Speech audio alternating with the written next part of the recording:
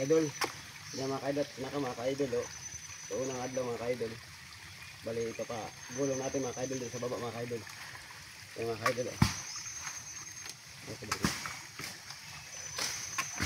Yun yung mga ka-idol ang trabaho mga ka-idol pag hapon mga ka-idol o pag umaga mga ka-idol. Dito kami sa bukid mga ka-idol.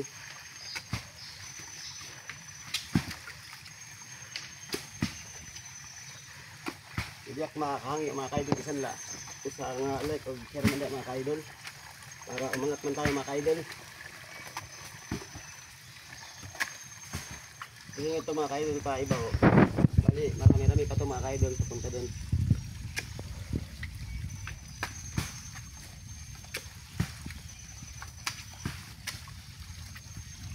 Ganito lang mga ka-idol ka-basic mga ka-idol pag kutos mga ka-idol.